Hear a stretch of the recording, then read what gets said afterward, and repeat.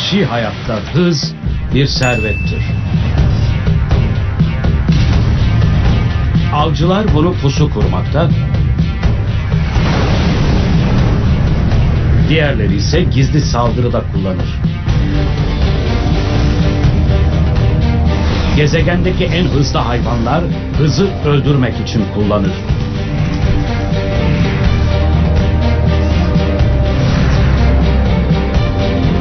Yüksek hızlı kameralar ve detaylı anatomi çalışmaları bunun nasıl yaptıklarını ortaya çıkarmıştır. Bozkır'ın engin düzlükleri hız için mükemmel bir oyun bahçesidir. Ancak bu hız tutkusu avcıyı ve avı bir silahlanma yarışı içine sokmuştur. Birçok hareket bir göz kırpışında saklanır. Hızlı katiller, Bozkır.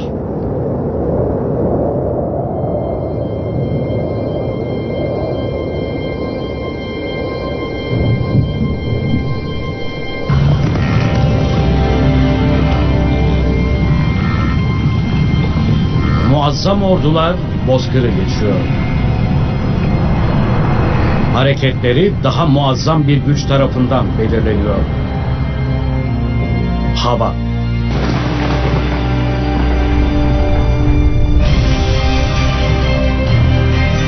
Burada mevsimsel değişimler çok belirgindir. Bu değişimler gezegendeki en muhteşem hız gösterilerinden birine sahne olur. Tanıdık ağır toplardan hiç umulmayana ve açıkçası ilginç olanlar.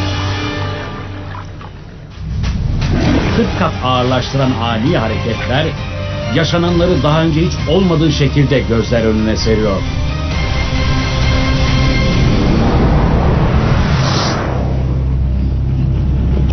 Güney Serengeti'nin verimli volkanik toprakları yılda 3 ay 12.000 kilometrekarelik bir ziyafete ev sahipliği yapar.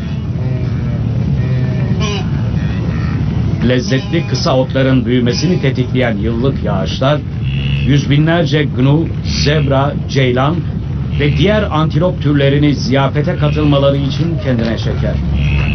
Fakat bu açık büfeye yırtıcılar kendi yemek planlarıyla gelir.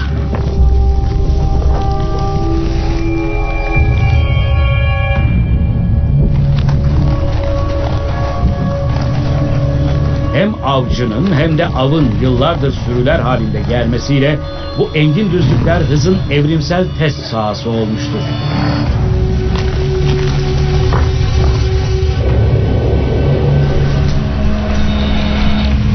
Avcı yemeği için ne kadar hızlı koşarsa, av da kaçmak için o kadar hızlı koşmak zorundadır.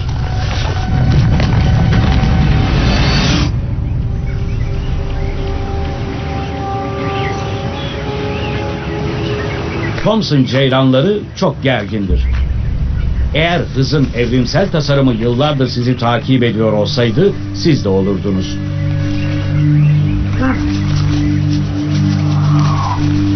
Her bir gözü neredeyse 180 derece görebilir. Fakat zamanı müsaitken yeme ihtiyacıyla gözetleme ihtiyacını dengede tutmak zorundadır.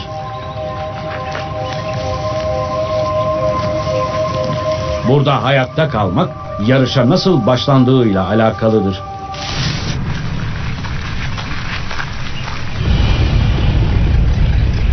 Ceylanlar hızlıdır. Çok hızlıdır. Kuyruklarına bir yırtıcı takıldığı anda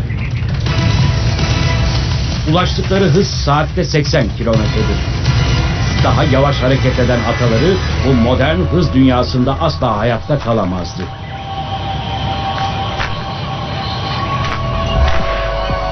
Gizli silahları mı? Ayak tırnakları. Modern antilopun toynağındaki gelişim aslında gelişmiş ayak tırnakları demek daha doğru olur. Ayak kemiklerinin zeminden uzak kalmasını sağlar. Yapı itibarıyla ceylanlar ayak tırnakları üzerinde koşarak ayak kemiklerini bacağın tamamından bağımsız hale getirirler. Ancak bunu uçlara taşırlar.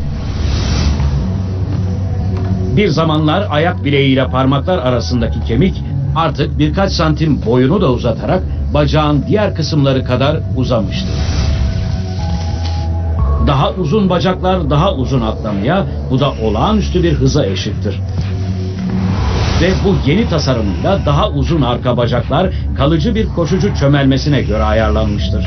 Bu da ceylana aniden öne doğru fırlama yetisi verir. Gezegenin en hızlı hayvanı arayış içinde olduğunda çok kullanışlıdır.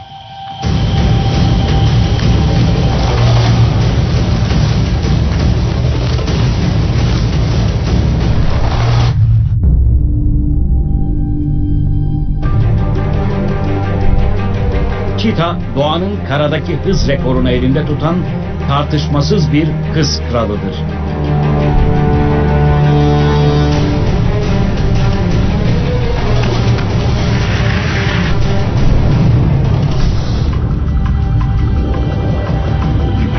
Fakat gerçekten etkileyici olan ivmesidir. Dünyanın en hızlı süper arabalarından birçoğuna tozunu yutturur. Ferrari, Lamborghini ve McLaren boy ölçüşemez. Sıfırdan 100'e sadece 3 saniyede ya da 3 sıçrayışta ulaşır. Aerodinamikler ve hafiflik bu dudak ısırtan hızlanmanın çerçevesini oluşturur. Sadece 55 kilogramlık ağırlığı kaslarını ağır taşımak zorunda bırakmadığı gibi bunu ivmeye dönüştürmektedir. Çita o kadar hızlı hareket eder ki ayakları zeminden daha çok havada zaman geçirir. Her bir atlayışta aynı anda 4 ayağı birden yerden kesilmektedir.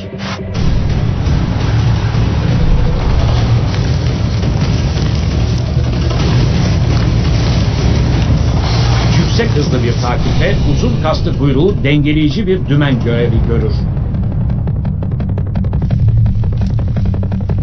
Ayakları dahi hız için geliştirilmiştir. Diğer kedilerin aksine çitanın tabanları lastik dişleri gibi sert ve düzdür. Ve kısa küt pençeleri aslan ve leoparınki gibi tamamen içeri çekilmez. Tıpkı arak zincirleri gibi zemini sımsıkı tutmak için tasarlanmıştır. Bu değişiklikler çitanın hızlı ve keskin dönüşlerde çekiş gücünü artırmasını sağlar.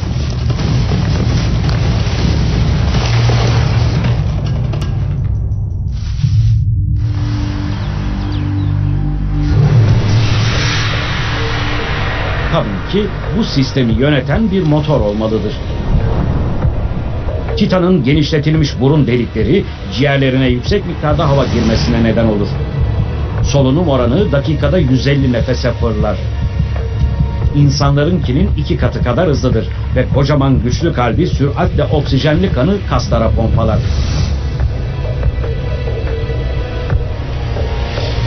Ancak aşırı ısınma hız sınırlarını zorlayan her hayvan için bir sorundur. Çok uzun zaman çok hızlı koşarsanız bedeniniz pişer. Özellikle de beyniniz. Sonuç, çita hızının sınırlı olduğu bilinir. Ve bu avının faydalanabileceği bir zayıflıktır. Ceylanlar beyinlerini aşırı ısınmadan koruyacak bir yol geliştirmiştir.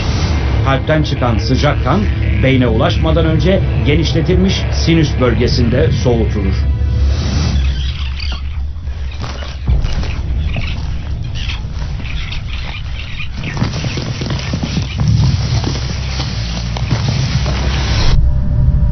Çita bedeni ve beyni 40,5 dereceye ulaştığında durmak zorundadır. Fakat ceylan bedeni çok daha fazla ısınsa da beyin sıcaklığını 40,5 derecede tutabilir.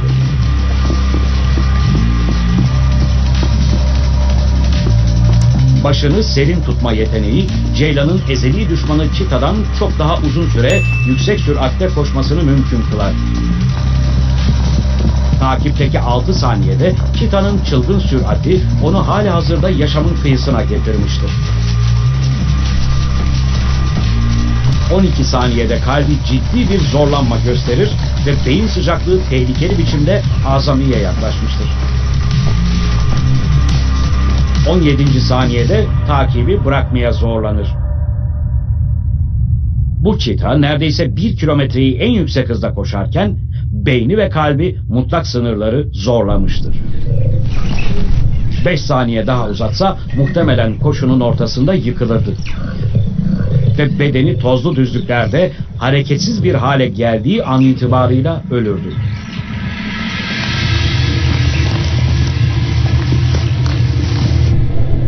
Dolayısıyla sıcaklık yükseldiğinde zamanlama önemlidir. Çitalar hızlanma ve yüksek hız konusunda, ceylanlarsa aşırı ısınma olmaksızın bu hızı sürdürebilme konusunda avantajlıdır.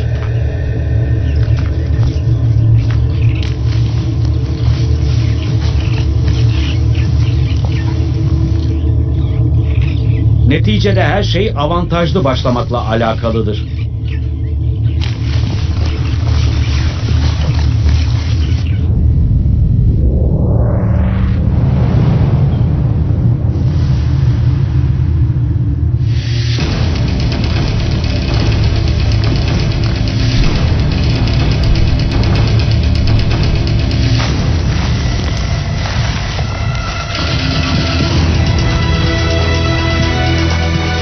Keskin dönüşler ve büyük sıçrayışlar, çitaya daha uzun süre dayanması için yeterince uzak kalmayı sağlayan umutsuz girişimlerdir.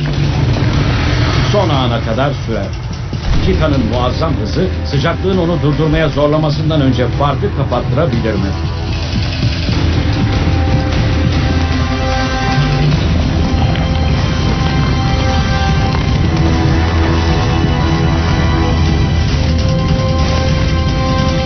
Yanlış hareketi veya biraz ağır kalması çitaya başarıyı getirir. Bu ceylan için destansı bir hatadır.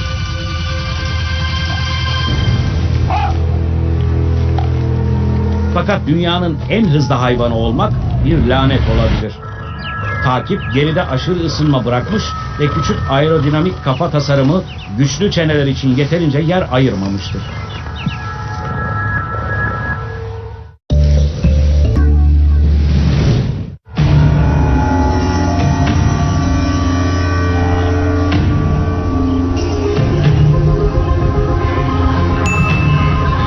Bu Serengeti Ovası hız şenliği uzun sürmez. Birkaç hafta içinde tek tük fırtınada ortadan kaybolur.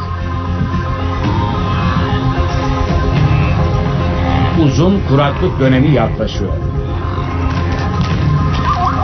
Ceylan ve zebralarla birlikte antilopların da tekrar kuzeye, besleyici olmayan otların bulunduğu ancak en azından kuzey ovalarındaki kalıcı su kaynaklarının daha güvenilir olduğu yerlere yönelmesi gerekiyor.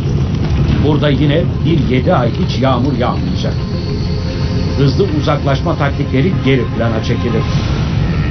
Destansı bir dayanıklılık testi beklemektedir.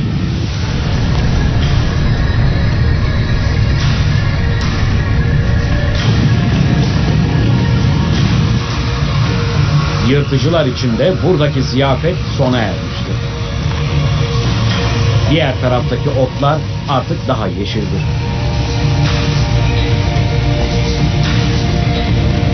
Antiloplar tam anlamıyla fırtına bulutlarını takip ederek rüzgarlı ufka doğru zigzag çizerek ilerler.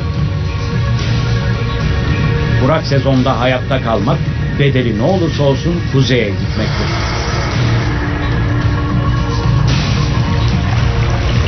Arazinin onlara ne sunduğunun bir önemi yoktur.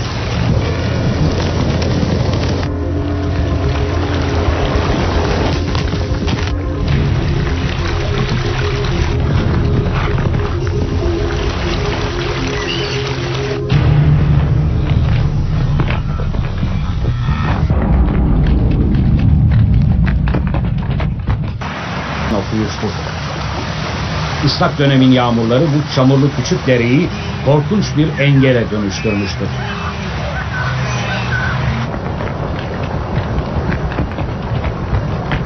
Sonu gelmez yağmur döneminin taşkınlarıyla şekil alan derin kıyılar antilopları yollarından etmiştir. Muhtemelen gözlerinin bu nehirden fazlasını göreceğini biliyorlar.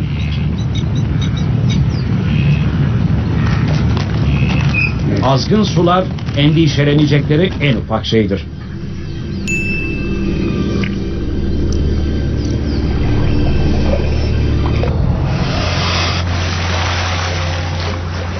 Bu devasa sürüngenlerin su altında hipermetrop olması, yakındaki objelere odaklanamaması çok şaşırtıcıdır.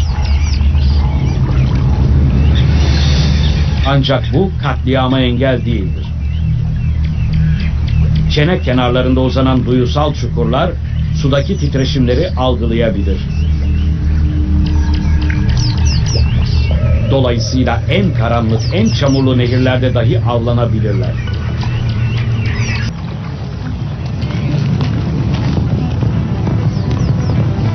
Suya adım atar ve tehlikeli bölgeye giriş yaparlar.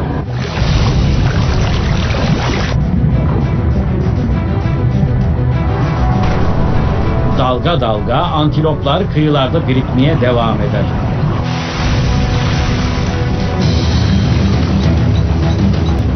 Kitlesel panik, görünmez yırtıcılar daha derin sularda saldırılarına başladığında onları daha da ileri yöneltir.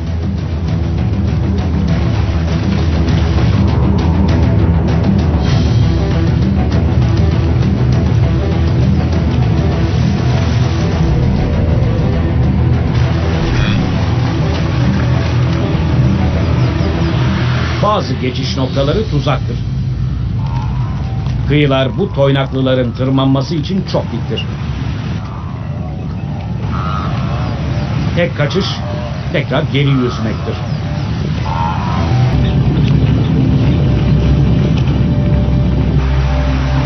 Muazzam bir kayıp vardır. Bazıları boğulmuş, bazıları ezilmiş ve diğerleri de timsahlar tarafından paramparça edilmiştir.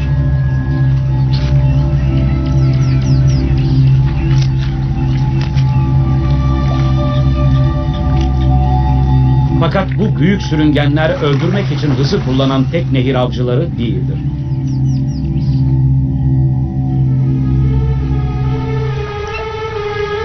Suların hala durgun olduğu veya küçük göllere dönüştüğü alanlarda makas gaganın daha sakin avlanma yöntemleri mevcuttur. Gagası hiçbir kuşunkine benzemez. Profilden büyük boy alt çenesi farklı görünür. Fakat önden kesinlikle biçimsizdir. Bir makas gibi dümdüzdür. Ve bir balık bulmak görevinde yüksek hızda suyu bölmek için tasarlanmıştır. Bu normalde balıkların beslenmek üzere yüzeye çıktığı gece vakitlerinde meydana gelir. Fakat yılda birkaç hafta gündüz avlanmak zorunda kalırlar. Uzun pala biçimli kanatları alçaktan ve hızlı uçmak, hissederek avlanmak için aerodinamik olarak tasarlanmıştır. Saatte 60 kilometrelik hızla büyük alt çenesini suya daldırır. Eğer denizaltı makası bir balığa çarparsa gagası içgüdüsel olarak kapanır. Bu yüksek hızda kör bir saldırıdır. Ne makas gaga ne de balık her şey olup bitene kadar onlara neyin çarptığını bilir. Bir makas hareketiyle balıkları gagasıyla yanlarından yakalarlar. Balık sudan çıkmıştır ve her şey son bulur.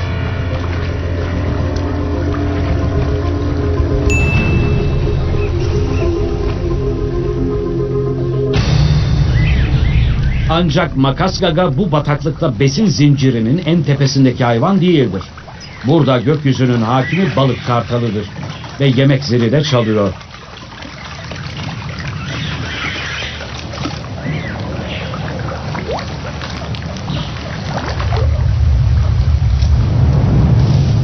Saldırısını saatte 75 kilometrelik hızla uçarak gerçekleştirir.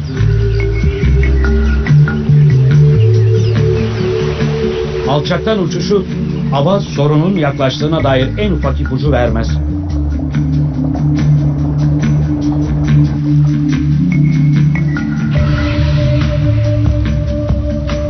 Ayrıca daha yakına ulaşmak için kıyıların papirüs örtülerini kullanır.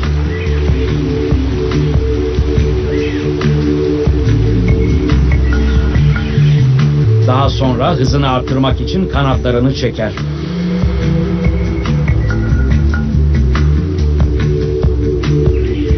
Balık onu çok geç görür.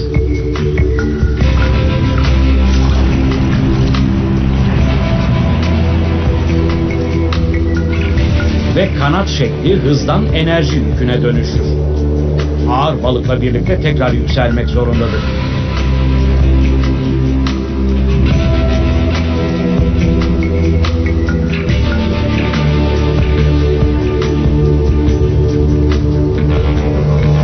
Avın en heyecanlı anında yalnızca pençeler kullanılır. Balık kartalının gagası yemeğe ayrılmıştır.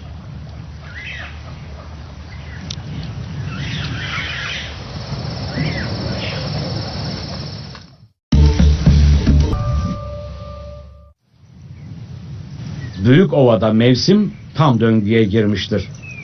Antiloplar yine hareket halindedir. Serengeti'deki umut vaat eden yağmurlar kuzey ovalarından toplu göçü harekete geçirmiştir. Karınlarında büyüyen yeni bir nesille şişmanlayan sürü güneye yönelir. Fakat nereye giderlerse gitsinler aç gözler daima izleyecektir.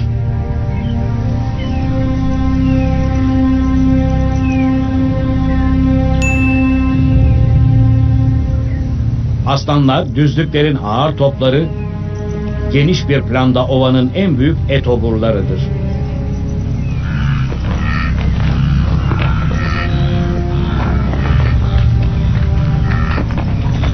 Kocaman kedilerdir.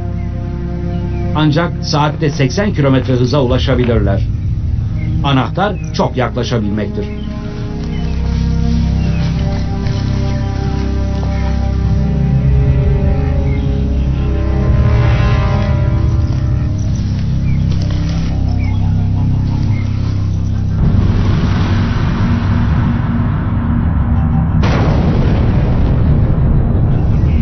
Kalabalık güvenliktir. Binlerce göz sınırı geçebilecek herhangi bir yırtıcı için gözcülük yapar. Fakat sürüden uzakta dolaşanlar hedef haline gelir.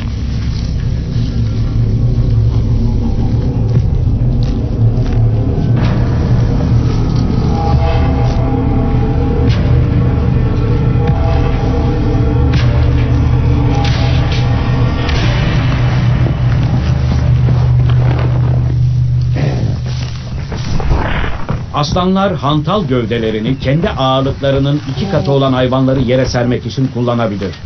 Boğaza yapılan saldırıda soluk borusu ısırılır ve antilop hareketsiz kalana dek sımsıkı tutmaya devam edilir. Boğularak ölür. Ve bu antilop için göç sona ermiştir.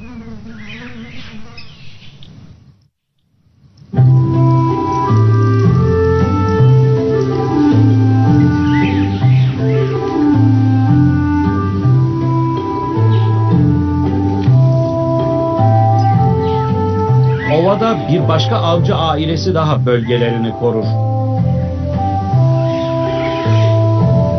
Günün ilk ışıkları bu mirket çetesinin 2 metreye yakın derinlikteki uyku çukurundan çıkmasını sağlamıştır.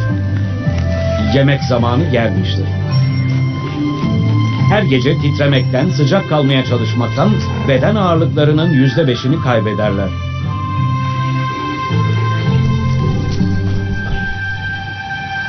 Komün halinde yiyecek ararlar. Ancak büyük kedilerin aksine mirketler yemeklerini paylaşmaz ve arkalarını kollamak zorundadırlar.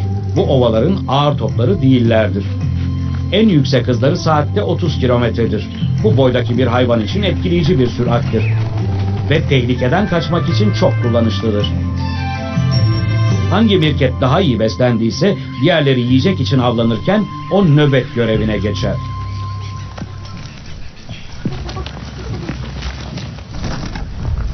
Avlarının çoğu toprak altında bulunur. Küçücük bir böceği bulmak için birkaç saniye içinde beden ağırlıkları kadar toprak kazarlar. Keskin ön pençeleri kavislidir ve kürek gibi hareket ederek saniyede 10 dolu kürek boşaltırlar.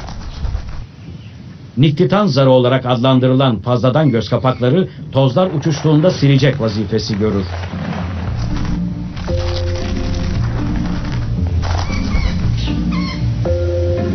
Uzağı iyi gören gözleri göze çarpar.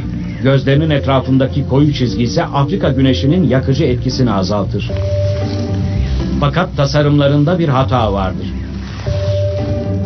Kendilerine 6 metre kadar yakın herhangi bir şeye odaklanmakta zorlanırlar. Dolayısıyla ağırlıklı olarak kokuya dayanırlar. Fakat önce burnunuzu sokmak her zaman iyi bir yaklaşım değildir. Tecrübeli yetişkinler bu besleyici atıştırmalığı yemeden önce hızlıca akrebin iğnesini ısırıp atar. Fakat bu gençler bu hızlı kuyrukla nasıl başa çıkacaklarından pek emin değildir. İçgüdüsel olarak en yağlı, en sulu kısmına uzandıkça iğne onlara sürpriz hazırlar. Her bir ölüm ısırıklarında mıhlanırlar.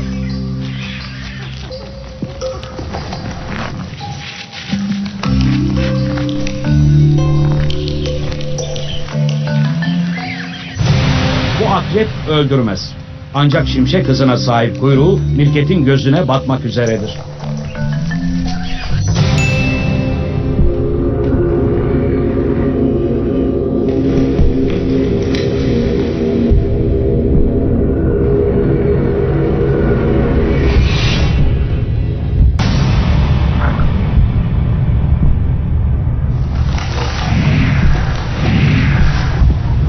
Göze batan iğne kalıcı bir hasar bırakmaz. Sadece acı veren bir hayat dersi olur. Fakat en hızlı oldukları an tehlikenin havadan yaklaştığı andır.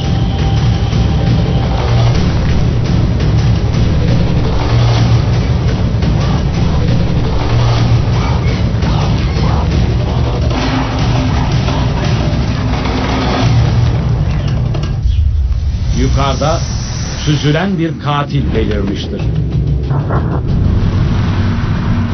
Yırtıcı kuşun kanca gibi gagasıyla, güçlü keskin pençeleri ve keskin gözleriyle tanışın.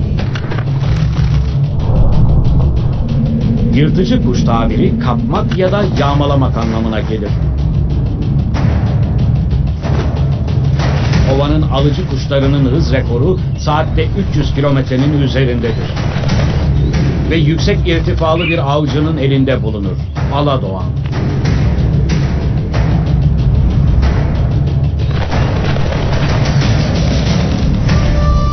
Fakat alçak irtifada gösterdikleri hızlı manevra kabiliyetleriyle en üst düzey savaş uçaklarımız dahi boy ölçüşemez.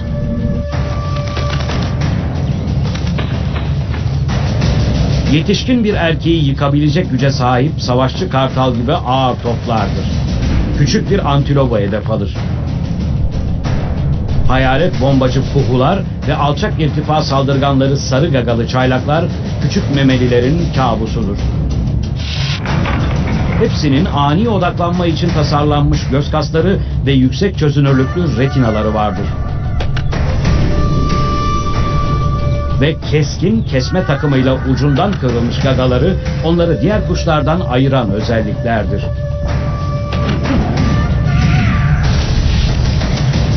Pençeleri öldürücü silahlarıdır.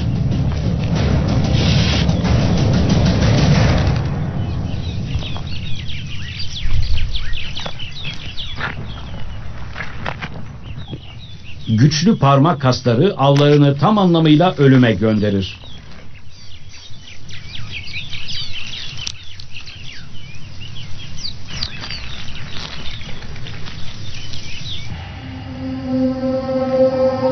Büyük göçün Güney Serengeti ovalarına varması ağır topları harekete geçirir.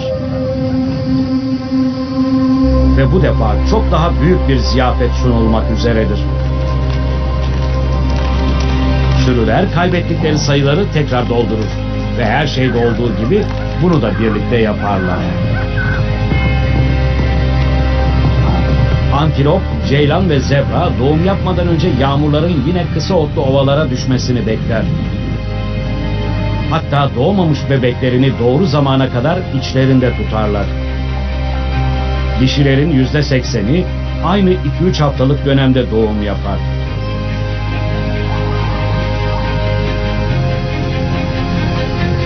Otlaklar çok yakında bebeklerle dolup taşacaktır. Ne kadar sevimli olurlarsa olsunlar, yırtıcıların gözünde sadece kolay bir yiyeceklerdir.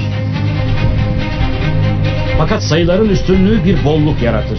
Bu o kırılgan ilk birkaç hafta içinde daha fazla yavrunun hayatta kaldığı anlamına gelir. Antilop ve zebra yavruları sürüden hiç ayrılmaz. Ceylan yavruları ise hareketsizce otların arasında saklanır. Hayatları için koşabilmek zorundadırlar.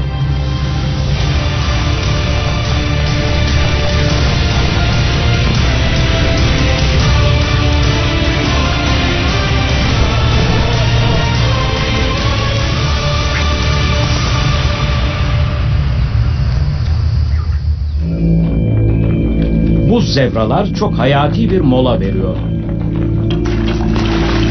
Su için. Ancak burası tehlikeli bir yerdir. Özellikle de yılın bu döneminde. Her şekil ve boydan anneler bakım görevlerinde henüz toydur. Ancak bu annelerin hepsi de gizli yırtıcıların bebekleri için pusu kurduğunu çok iyi biliyordur.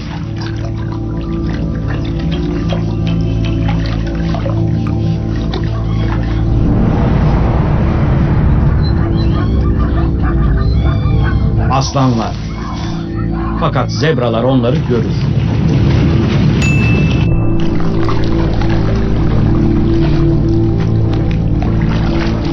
Dolayısıyla B planı devreye girer.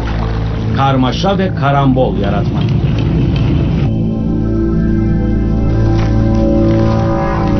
Aslanlar ekip çalışmasıyla neredeyse 1 ton gelen bu hayvanları alt edebilir. Ama zorunda olmadığınız hallerde kendi sıkletinizin üzerindekilerle dövüşür müsünüz? Yaratılan karmaşaya rağmen hedeflerini çoktan belirlemişlerdir.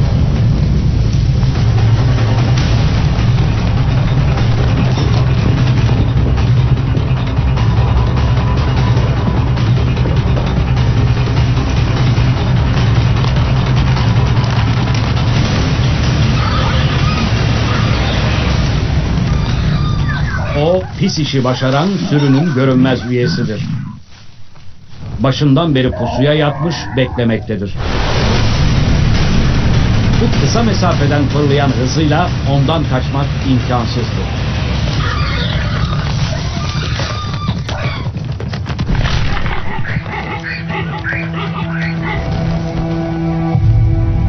Sürünün kalanı bu küçük zebrayı doğruca mükemmel pusuya yönlendirir. Güçlerini ve hızlarını kullanan aslanlar içgüdüsel olarak bir tek amaç için beraber çalışır.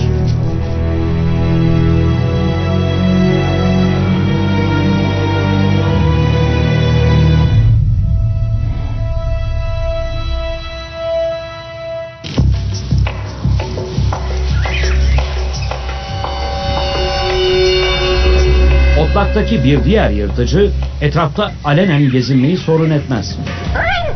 Bir leşçil olarak tanınmasına rağmen sırtlanlar yiyeceklerinin çoğunu çalmak yerine öldürerek ele geçirir.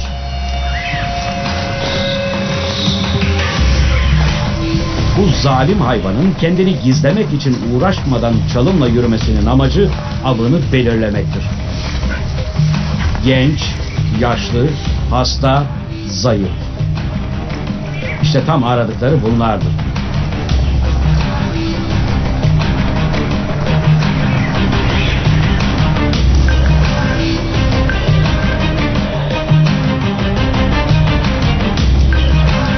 Benekli sırtlanlar çita ve aslanlardan tamamen farklı bir biçimde takip için yaratılmıştır.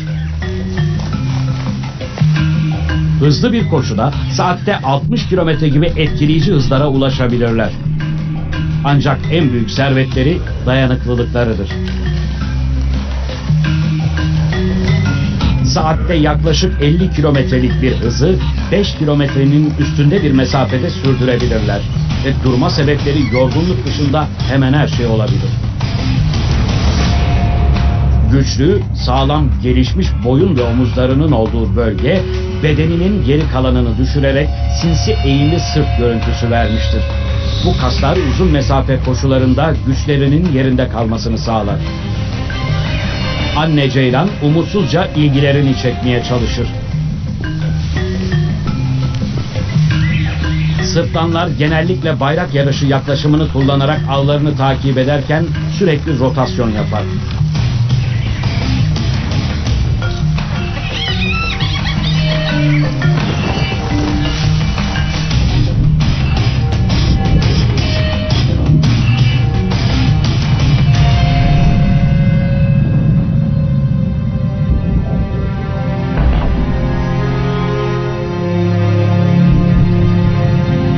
Pençe mesafesine girdiği anda küçük ceylan için oyun biter.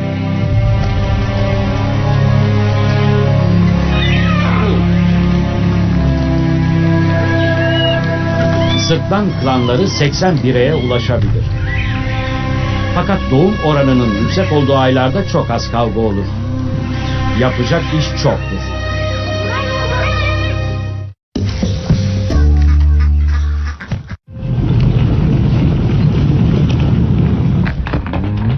Doğumlarından 10 dakika sonra antilop yavruları koşabilir ve sadece günler sonra yetişkinler sürüsüyle hareket edebilir.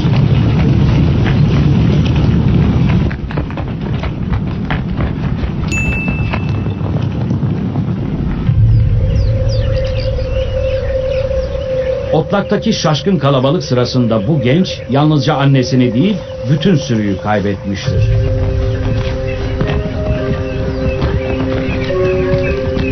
Ve antilop yavruları annelerinin yokluğunda hareket eden her büyük şeyi takip etmeye meyillidir.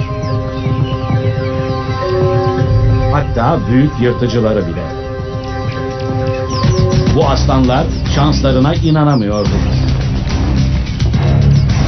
İçgüdüleri takip et ve öldür der.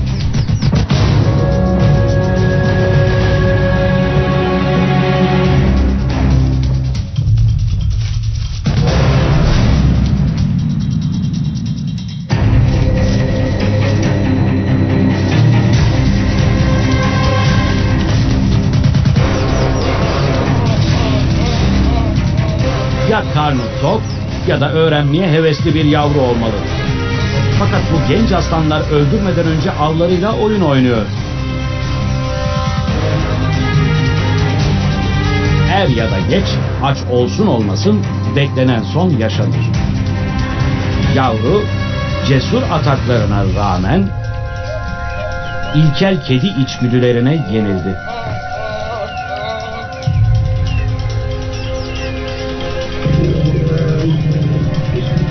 Zamanında çok yemiş olsalar da aslanlar bedava bir öğünü reddedemez.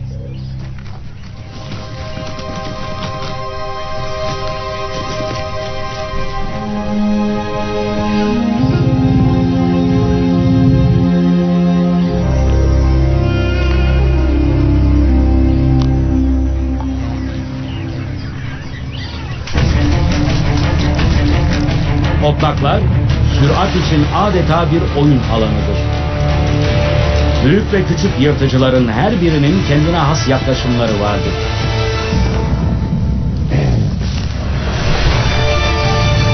Gizlilik, güç, ekip çalışması, dayanıklılık.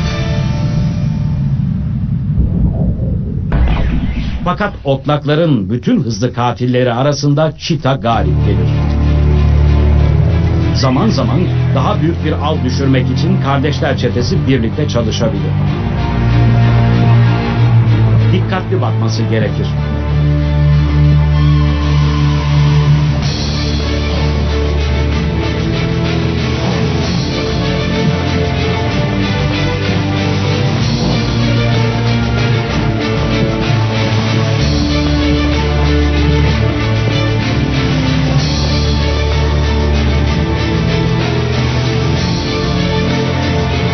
Aslanlarda var olan ekip planlaması ve koordinasyonuna pek sahip değillerdir.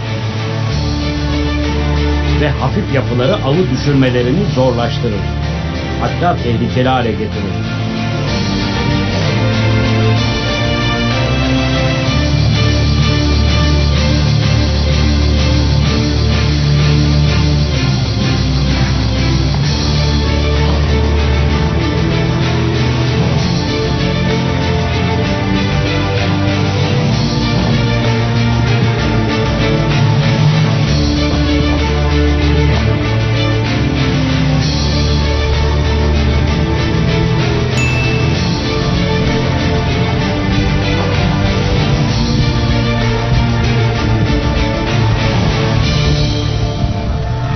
Çita şüphesiz geniş açıda değerlendirildiğinde buradaki en hızlı hayvandır.